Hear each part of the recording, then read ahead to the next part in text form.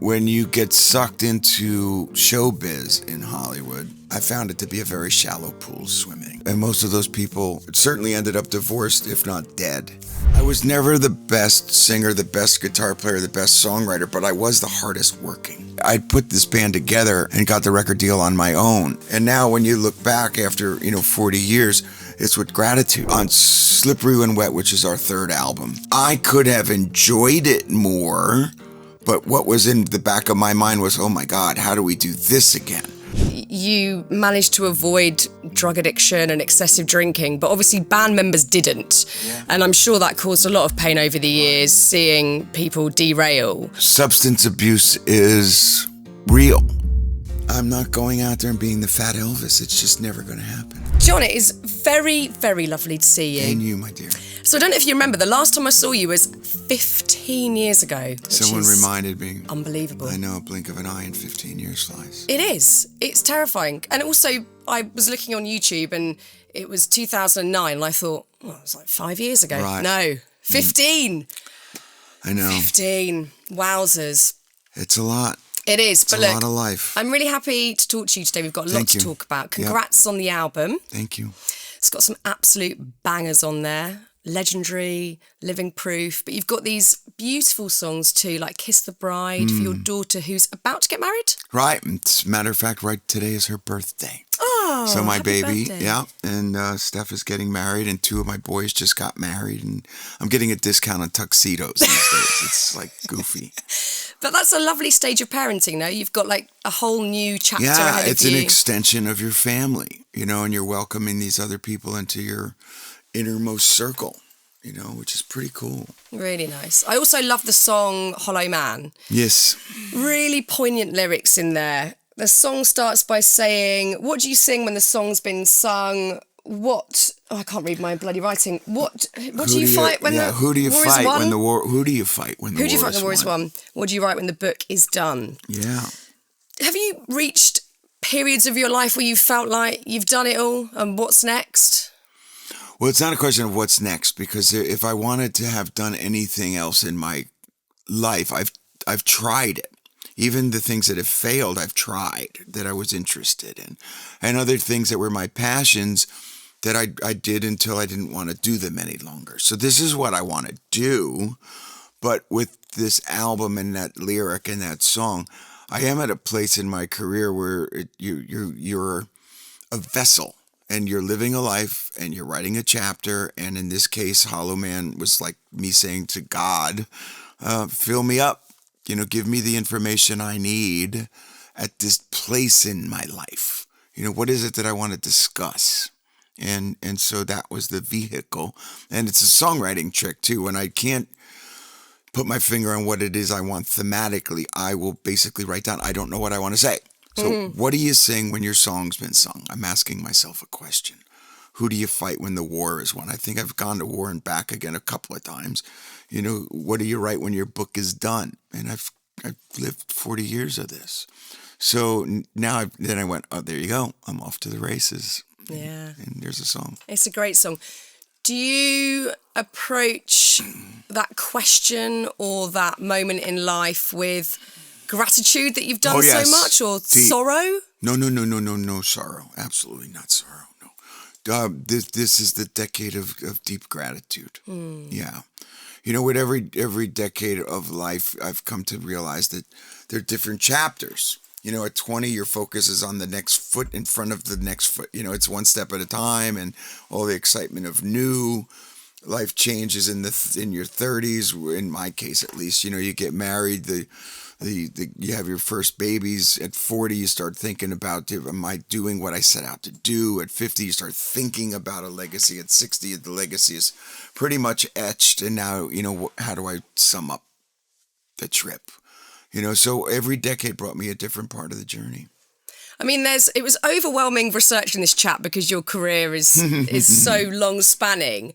And in your brilliant documentary that I loved watching, Thank You, Good Night, you're looking through this insane archive of VHS tapes and cassettes, listening back to songs you'd forgotten about, demos you hadn't heard before, performances that are long forgotten. What did that bring up for you? How did that impact you going over all of that? Well, watching a rough cut, which is the last time that any time I've seen it, which is 8-9 months ago. I didn't see the finished cut, nor do I really care. I lived it, I know it, and I wasn't hands on in the process. But we, the band, watched it together, and it was emotional because we'd lived a lot of life in these first 40 years. As we're talking off mic about the Rolling Stones, I mean, they're 60 years on, which is unfathomable to me. But not a lot of bands have a top shelf life of 40 years and still going with current, big hit records. So, you look back and you go, wow, that's a lot of life experience. I mean, it is remarkable that your band, the Stones, have this long-lasting effect. You can just keep going, and it's not just rattling out the same songs. You're releasing new albums. The Stones are releasing new albums. They released a great new album. I love their last album. Love. Angry is just such a good song. Love. But you're doing the same thing, and it takes a hell of a lot. And if we go right back to the start, where, I mean, there have obviously been several iterations of Bon Jovi, but you're in New Jersey, you're a covers band right at the very start. You're in this thriving music scene. Bruce Springsteen has kind of put New Jersey on the map, and there's a buzz, this real energy about it. But of course, there are going to be loads of bands in that environment who want to do well, who want to be sat here today still making music. Yeah. Obviously, you've got the vocal talent and you've got this amazing on-stage charisma and songwriting ability, but potentially the thing that has set you apart, that has enabled you to still be doing it today, is this determination. And you can see it in the documentary. You just keep going. A problem arises, you're on to the next thing. You just keep going, you just keep going. Where does that determination come from? You've obviously turned up on planet Earth with it. Perhaps. Maybe we're a byproduct of where we were born, when we were born, because your parents are going to instill some kind of work ethic in you. No matter who your parents are, you're going to learn from them, good or bad. But in my case, I think that helped. I was never the best singer, the best guitar player, the best songwriter, but I was the hardest working. I was the hustler. And so, I put this band together and got the record deal on my own, and then, got each of them convinced to join me. And then I made it a band. And then everybody's contributions are what got me here today. Past and present members, everybody's contributions were a part of it, an important part of it. And now when you look back after, 40 years, it's with gratitude, because everybody, was a contributing factor. I know it's going to sound cliche at this point, but I truly have looked to the Rolling Stones because of the Brian Jones era, then the Mick Taylor era, and then the Ronnie era, but Mick kept going and Keith kept going, and then they had a big spat, and then they got back together, and then they, they have been the bar for me about what a rock band is meant to be about. Yeah. And the hard work that it takes, and the relationships, and how they get through that. It's really been a huge inspiration to me to watch them. Yeah. And I don't know them personally to sit in a room and talk, go, how? Because that is a lesson I've been begging for these 40 years. and I can't seem to get close enough to Mick Jagger to actually to sit him down and say, please, tutor me. But it's a fascinating study of just how, to keep it together. I guess watching how you've gone about your business, watching what the Stones do, and looking at the individuals in the band, there is this energy that won't stop, a momentum that won't stop, that is perhaps just part of your personality. Like if you look at Ronnie, and we've discussed earlier that he's my husband's father, he cannot sit still. Even if you said you never have to do anything again, you can just chill out, he wouldn't be able to. And I think you perhaps have to have that relentless energy that you've got to keep creating. That must be a part of it for you, that without that level of creation, having ideas, seeing them come into fruition, you would feel a bit lost without it, or I don't down? know that I'd feel lost or down, but I certainly get incredible joy from the creative aspect of it. I do know certain guys in our business that are journeymen, and those journeymen need the applause and they need that attention all the time, me, because they don't have anything else in their lives.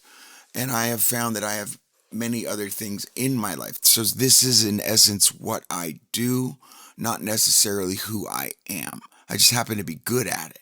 And I love it. So I'm not demeaning it at all. But my home life, my philanthropic life, my other businesses with my son now, there's other things I get to do. Nothing brings me greater joy than writing a song. True. But packing up a suitcase and going to Idaho, not high on the list. It's still got to be done. Been there, done that, but, not really high on the list. I mean, you say in the documentary that now your main motivator is to feel that joy, to feel that lovely joy, whether you're on stage or writing a song. Yes. What was it back in the day? What was driving you? It was joyful. Yeah. But there was, oh my goodness, let me put it into perspective. I mean, on Slippery When Wet, which is our third album, we hit the big button, right? We went, and I could have enjoyed it more, but what was in the back of my mind was, oh my God, how do we do this again? So now, I had to be more focused than anyone else, because even though if Richie was second and then David, Tico, and Alec were below that because they didn't have to create the song, it was going to be me pulling it along, right? So a year later, we're on the road with New Jersey, another 240 show tour. That was, in essence, too much, even at a young age, to be doing 240 show tours back to back. So it was like running on a treadmill, and then, someone pulled the plug. They didn't slow it down. They just pulled the plug and you went tumbling off of it. Burnout happens. Yeah. So I wish I'd enjoyed it more. And yet, you learn those things. I mean, you said the hard work back in the day nearly killed you all. It could have a couple of times. But that's also what set the bar for us and why we're still here and doing and outlived, the grunge movement, which killed my peers. And, after 2000, when they said, oh, you're getting a little older, and we come back and do Crush. So that hard work also paid off. And also, I guess the other thread that I could see through the documentary is you've got this I'll show them attitude. And that really peaked whenever you met with a hurdle. If it was the grunge movement coming in or a band member leaving, it was I'll show them. Do you still have that in you, that I'll show them? Yeah. I'm not trying to compete with Taylor Swift and Beyonce and their successes of that younger generation. But I also don't want to compromise the 40 years of us either. So the legacy matters. You got to go out there. I have to go out there and be the best version of me, or I won't do it again. So that's where I'll show you. It's really saying it to myself. I'll show me that I can do this again, or else I won't, because I can't. But it won't be because I didn't try. So, yeah, I totally understand that, because I think I constantly want to prove to myself that I'm capable of more or better or whatever it might be. Yeah. Mm-hmm. But what were you thinking that back in the day, or were there specific people you needed to prove to? That's probably a deeper lay down on the couch, talk to the shrink question. Who were you trying to impress? Was it your mommy and daddy? Was it, was it authority? Who was it? And I'm sure that if I were to lay down on the shrink's couch, we could get into that, because, obviously there was going to be somebody in your life that you had to prove it to, and that we all carry that baggage. Yeah, we do. I mean, this level of focus that you've got and have always had has actually stopped you from fulfilling a lot of rock star cliches, like drug addiction and excessive drinking, and also you're still married to your wife of 40 years, which makes you the anomaly, really, in the kind of rock star world. Yeah, there are others, but I'll gladly embrace the many mantle. I can think of. Bono is as long as me. Okay, Bruce is almost as long as that, and so there are many others, but I'll gladly accept the mantle. I'm okay. I mean, your career really kicked off in the 80s, which was a decade of total excess. How did you avoid the temptation? I didn't avoid it. I just I knew how to maintain my life in the midst of it. And, the excessive drug thing didn't appeal to me. So I never had an issue with any of that. It just, fortunately, the singer went home. Yeah. That is as simple as that. The singer went home. Yeah. So, I also knew I had to perform the next night. So even if I was out drinking, that was fine, but the rest of it held little interest. I mean, during that excessive time in the 80s, in the documentary you talk about, you and Richie outdoing each other with these gifts, like, I'll buy you a Ferrari, I'll get you a Lambo, whatever it is. How did that impact you coming out of that era and then having kids and a family life, etc.? Having experienced that excess, do you lose gratitude? Does it wear out your dopamine trying to reach those highs the whole time? The gift buying thing was genuine because we were just so grateful for everything and enjoying the cliches of being able to do something like buying your parents a house. You've heard every athlete that's done that over the course of time. Buying each other those silly gifts was cute and fun because we did. But it wasn't even reaching for, I got to do something bigger to be better. It was almost like a one-time thing. After that, you got over it, and it's like, you don't need to do that. And buying your first house and all those cliches was fun. You could, So that was nice. But then it started to not mean anything. It was like, okay, it's cool. It's good, and you're grateful, but it wasn't about buying the house. It was like, is that house a home? That's what mattered. Yeah, without a doubt. Obviously, we've just talked about this, but you managed to avoid, drug addiction and excessive drinking, but obviously band members didn't. Yeah. And I'm sure that caused a lot of pain over the years, seeing people derail. See, that's my Mick Jagger question. Yeah. How did he manage it? How did he pull them back in? Yeah. I don't know. I don't know either. Did it ever irritate you they weren't as focused as you?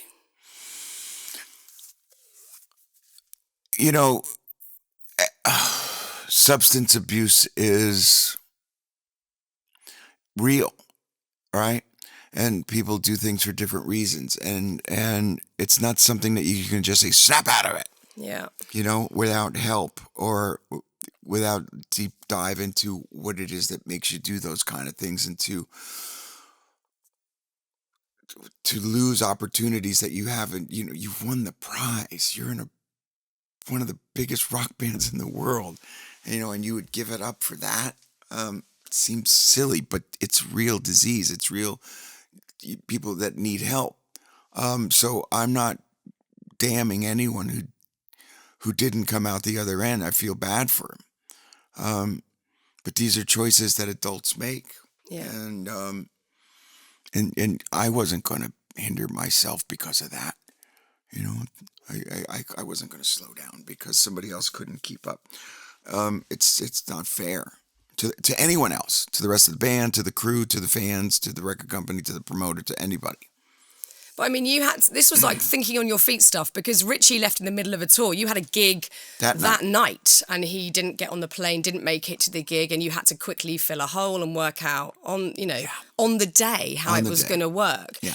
And also, the sad thing is you didn't know that the gig prior to that was his last show. Did not. There was no goodbye. Absolutely not. Oh, no. There was no fight. There was no nothing. I couldn't have been in a better place. We were on a week break. The album was going to come in the charts at #1 on the Tuesday. Hey, I want to stay home one more day. Sure, of course. You fly up from LA, I'll fly up from New York. The rest of the band are going up on their own. See you in Calgary.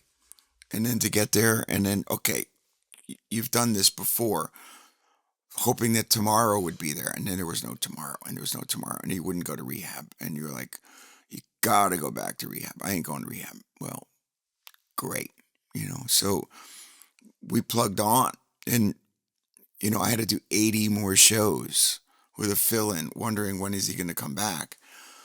That was a lot of stress. That was not easy.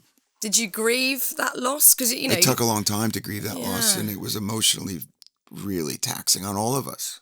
Yeah, because you've lost not only this creative partner, someone you've got this beautiful rapport with on stage, but also a brother, a friend. Absolutely true. Yeah. That's rough. It sucked. And also you can't grieve it in the moment because you've got 80 shows to do. 80 more shows to do. You got to crack on. Yeah. At what point do you think it hit you? A year or two later, maybe even 3, hence this gray hair. I'm loving the grey hair. Well, I'm not going to hide it. You know, it was after that I just went, fuck, you know, I just got to deal with this. But, in and of the moment, we still had 80 more shows to do, and it was the biggest tour of the year that year, that biggest grossing tour of the year. So talk about, holy shit, we got to do this. And the next year, I couldn't even look at the guitar. You know, I couldn't even think about the guitar. You know, I couldn't sing. I wouldn't care to. So the grieving started then. And so by 16, when you're writing This House Is Not For Sale, it becomes a statement record. And then Phil X, you know, the temporary fill-in would tell him, okay, well, you're going to make a record with us. And from there, he's been there ever since. Yeah, and it's been working beautifully. It works fine. He's a wonderful guy. No, it's really, really brilliant. There's a song on the new album called Waves, which is all about letting go of the past and being able to move on. Have you always easily been able to do that? No. You know, I don't like change. Yeah. I'll take progress, but I don't like change. No, but you know, the memory, that's the visual of the song. It waves, they'll pull you in and, you know, pull you out and then take you down eventually. If you're holding on to these memories so long and you can't bring it back, you can't bring back yesterday. So you're holding on to something that's ultimately detrimental to your health. You got to learn to let go. And so that's what that song's about. And that's kind of where I'm at.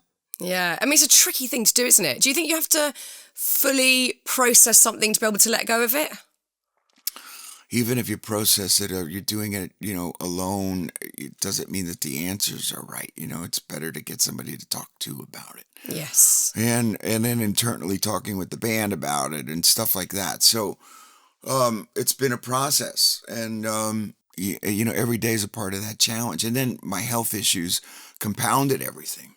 So this surgery, which I never expected in my life, has been a process too. It's 2 years since the surgery, and I'm not ready to book shows yet. Yeah, so this was, again, this is all documented. Yeah. Your vocal cords were thinning, so you had an operation to tighten them up. That's right. It's called a medialization. They put a plastic implant outside of the cords to push them together so they close properly. And I mean, that's a tiny bit of your body, but it's a gnarly operation to recover from. You've got to learn to speak again, and then you've got to learn to sing again. What's that been like? It's a process. Yeah. You know, every day is a part of the process, and then there's progress.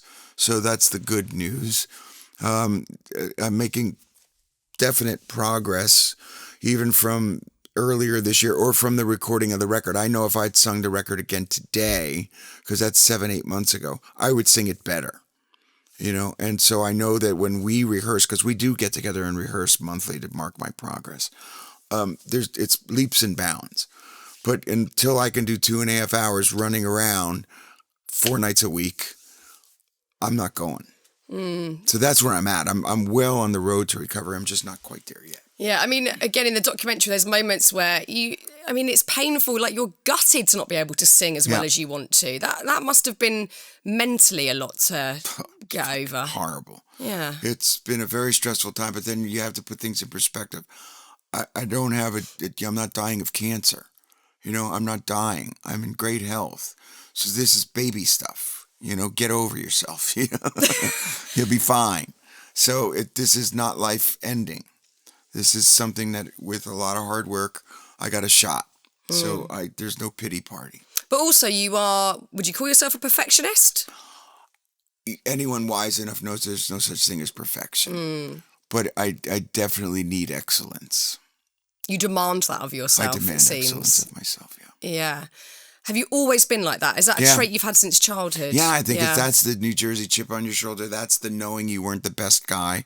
You were just the hardest working. You know, I wasn't the best at anything. I was just the hardest working. And there's been times where you've asked for complete honesty from the people around Sure. you, and your wife has said to you after shows that wasn't your greatest. Yeah. And that's set you back somewhat, although been part of your process, part of your healing. In and of the moment, I said, that's the last show. I'm done. I retire. Because I'd done everything I could think of, everything I could,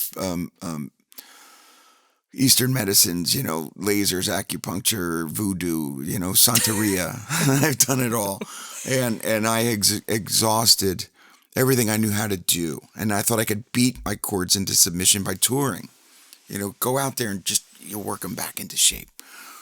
And it wasn't the case. So when I finally went to this one surgeon, he explained to me why it could never be healed that way. And I put my faith in him because he promised me nothing. And I loved him for that. He said, I guarantee nothing. And that was even better than have him lie to me. He says, but if you work really hard, I'll make you better than you are today. And so it's been 2 years. I was like, you didn't tell me it was going to be 2 years. You promised me nothing, but you did not give me a time frame. So we're getting there. Good. Yeah. Good. But it's hard when it's that's like one of your routes to joy. It is absolutely, truly is, but the legacy matters. I'm not going out there and being the fat Elvis. It's just never going to happen. Yeah. Yeah. So if you get to that moment where you have to question, is this the end? And really contemplate whether you do it again. Yeah. What does that feel like? Well, you don't know because I'm not there. No. I've had to give all of this a lot of thought. You think about any athlete we've ever watched growing up. Eventually, they have to leave the pitch. It's the last time they're going to be out there in front of the people doing it. It's the last time that quarterback throws a touchdown. Then they must go into a place of mourning. I don't have to do that because I'm making progress and I'm in the process. I've just made a new record. It seems like it's a big hit record. All that good news. And because I'm daily making progress, I haven't had to have a realization that it's over. And I don't think it is over. But I refuse to think that I could win the game, and be half of what I used to be. It's just, I don't need it. You want to end it on a high in excellence. I have to leave everybody, including me, knowing that it was excellence always in front of me. Yeah. I mean, like you've already touched on in this chat, this is one part of your life. Right. So yes, there would be mourning, but you've got so much other stuff going on in your home life, your family life, and also your charitable work that you're doing. Talk to me about Soul Kitchen. I think this is such a lovely idea, and I love learning about what you're doing for the communities in New Jersey. Some 20 years ago, I started a foundation because I used to own a very small American football team. And I thought if we can be more philanthropic than the big boys, we can endear ourselves to the community. So it's a crazy way of thinking of things, but that was the truth. So that worked well. And I found focus in affordable housing because I didn't need a scientist to find a cure. It's going to take money and sweat equity. Okay. So I meet the absolute queen of this in a nun in Philadelphia. She teaches me everything I've come to know about the issue. And then we start building houses. And in 2008, the economic downturn in America happened. And Dorothea said, we have to now feed the people that we've housed. And she conceptualized the Soul Kitchens. This is a model of something that didn't exist anywhere. And it was empowering people with their volunteerism that they earn a meal. It's not a soup kitchen. So you can't, in your mind's eye, think it's institutional food on a plastic tray and government subsidies. None of that. It's farm to table in a beautiful cafe. If you come, you affect change directly by leaving a suggested donation that pays for your 3-course wonderful meal with, silverware and tablecloths and blah, blah, blah. But it also paid for somebody in the restaurant. You'll never know who's there in need and who's able to pay because there's no prices on the menu. If you come in and you volunteer, you empowered yourself and you've earned that meal. And volunteering is not, 8 hours. It's 15 minutes, to be honest. It's no big deal. And you would see a teenage kid come in. We give him a certificate. He brings back his whole family and feeds them, right? So that was the model. And now subsequently we have 4 of them. And the goal is to go out of business, which is just not going to happen because the need is there. Yeah. And we've built 1,000 units of affordable housing. We have these 4 kitchens and, it's making a little ripple.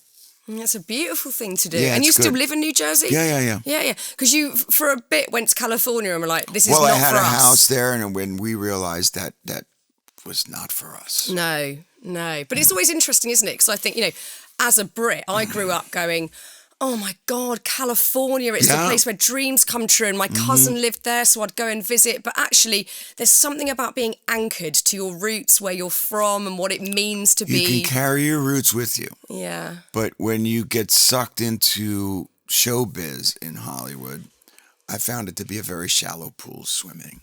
Yeah. And most of those people certainly ended up divorced, if not dead. And it was just a real eye opener for us. We were like, oh no, not for me. Let's get out of here. Yeah, no, I think it's lovely that you're giving back to your community. It's a really beautiful thing. I've just got back from New York literally yesterday, hence my slightly hazy state, and my eyes feel like they're about a millimetre open at the moment. But the thing that I always notice whenever I go to the States and come back here is the attitudinal difference. There is this sort of, it might feel like a cliche to us here, but in the most beautiful way, that success is celebrated, people really encourage each other. The American dream is the thing that we've always heard about over here in the UK. You lived and breathed that growing up and having that success in the 80s. I don't think we've got that here. I don't think we've ever had that here. Like, you can dream big, blue sky thinking. What do you want to do with your life? I think, if anything, I don't know, some would call it realism. I think it's suppression at times. How do you see those cultural differences? How have you experienced the American dream? Is it what we believe it to be? Fascinating that you bring that point up, because I have heard that more in the last couple of months than I had in the 40 years of my coming here. And it is being brought up often by a wide array of people. Just a moment ago on a radio show, the other guests brought that up. People who are entertainers have brought that up to me. I didn't know that because I visit here. I perform here, I leave here, But lately, whether or not you guys are noticing it more, or I'm just of an age that I'm paying attention more, I don't know. But that hurt my heart when I heard that. And I've heard it so often in the last couple of months. In America, they said, a kid looks at somebody who's successful and says, when I grow up, I want to be that. And here they would say that when I see that guy on the top of the mountain, I want to take him down. Yep. Wow. That hurt my heart when my friend told me that. And so we were born into a time when John Kennedy was president of the United States and saying we're going to go to the moon. And my parents believed it. And they said, you want to be a astronaut or a rock and roll star, little Johnny, go ahead, and you were like, okay, because we believed it to be true. And for a long time, that was the messaging for sure. Now, I can complicate it today in 2024 and social media and inflation and. But I do think at the end of the day, it's still alive. You just have to look harder for it in America. But it's still very much, I still think it's there. I do. I mean, as a Brit, you can almost feel it. It's a sort of energy that's there. I was in New York. It's obviously a very buzzy city. Yeah. But you do feel it. I mean, I was lucky that I grew up with parents that were quite relaxed about whatever I wanted to do and were encouraging and definitely said to me, dream and then aim for what you want to do. Amen. But I think then you experience a new phase of it when there are outsiders involved, especially the press over here, who I think, again, have a completely different attitude to people that are doing well or successful or whatever it might be.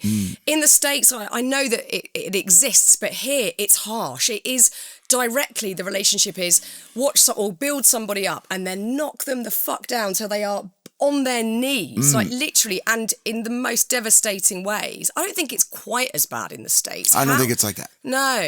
I mean, how do you deal with that? I'll give you a great American example as of late.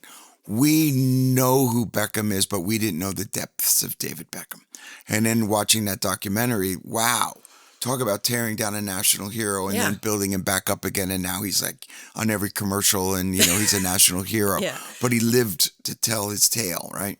And you have to admire that. I don't think we really have that. And we'll give people a second chance with the whose got caught with the housekeeper and had a kid, and then it's like crazy stuff like that. So as long as you're not a truly a bad guy, we'll give you second chances in the States. There's opportunity for redemption. Anyhow, I don't think it's as bad. No, I don't think it's as bad there. No. I mean, it is shit over here. Sorry. I mean, how do you navigate press intrusion, stories being written about you? Have you coped well over the years? Yeah, I've been pretty blessed. A lot of what our music called for was optimism and inclusion. So that was kind of the fan base, and therefore that would be the kind of people I'd run into on the street. And I didn't have the guy that was upset because of your political viewpoint, And so then my political viewpoints as I got older were deemed to be my private viewpoints. Now our world in America is incredibly divided, and as of this morning, it's going to become who knows what. But we're walking straight into a fire, and who knows what's going to happen in the next 5 months. But it's going to be a crazy telling time for the future of the world, and how we behave with each other is to be determined. Yeah, I know. That's the sort of scary thing, and you hope that it's, there's going to be some sort of unity at some point down the line, but it feels a long way off. That feels pretty tough. Yeah, it does. But that's the idea. It is the idea. So I haven't had to deal with that kind of stuff, fortunately. That's a good thing. Yeah. So you've got your album out. Yeah. Everyone's loving it, talking about it, singing along on the radio. Pretty when cool. do you make the call about if you tour or not? Not yet. Simple as that. Not yet.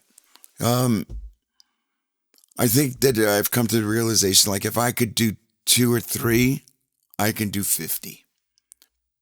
I've been afraid to do 2 or 3, but I'm getting there. And is that fear because you don't want to go out and not be at your very, very best? Yeah. Yeah. So we rehearse in private, and I'll do like 3 hours in a row, like beating us silly, and then do it again the next day just to mark the progress.